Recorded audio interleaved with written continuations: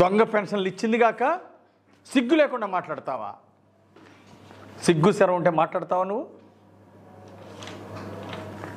అనర్హులకి దొంగ పెన్షన్లు ఇస్తావా? నిజమైన అర్హులకి పెన్షన్ లేకుండా దుర్మార్గంగా వాళ్ళకి అన్యాయం చేస్తావా? బీసీలు, ఎస్సీలు, ఎస్టీలు ఎంతమంది అర్హులు పెన్షన్ లేకుండా మీ 5 ఏళ్ల పాలనలో ఎంత ఇబ్బంది పడ్డారు?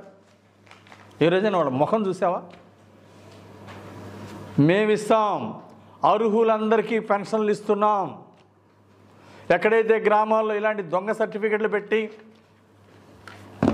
10,000 లంచం ఇచ్చి దొంగ సర్టిఫికెట్లు తెచ్చుకున్న వాళ్ళందరిది కూడా ఖచ్చితంగా కంప్లైంట్స్, కలెక్టర్ గారి దగ్గర కంప్లైంట్స్ అందిని, అధికారుల దగ్గర కంప్లైంట్స్ అందిని, ఎవరైతే దొంగ సర్టిఫికెట్లు ఉంటాయో దాని మీద ఎంక్వైరీ చేసి ప్రభుత్వం చర్యలు తీసుకుంటుంది. అధికారులు దాన్ని ఎంక్వైరీ చేసి వాటి మీద చర్యలు తీసుకుంటారు. నీలాగా తప్పుడు వ్యవహారాలు ఇకనైనా మానుకోవాలని ప్రజలు బుద్ధి చెప్పింది, గుర్తుంచుకోవాలని చెప్పేసి ఈ సందర్భంగా హెచ్చరిక చేస్తున్నా. ఇకనైనా మారవయా? ఏంటి ఈ తప్పుడు ప్రచారాలు, దుర్మార్గాలు చేసింది కాక ప్రజలు కర్రుగాల్చి వాత పెట్టినా నీకు బుద్ధి రాలా? ఇకనైనా మారు, ప్రజలు సంతోషపడతారు. వినుకొండను ప్రశాంతంగా ఉంచు.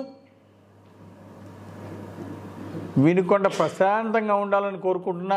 సాగర్ జలాలకు నీళ్ళు వచ్చినాయి, బ్రహ్మాండంగా పంటలు పండుతాయి, రైతులందరూ సంతోషంగా ఉన్నారు.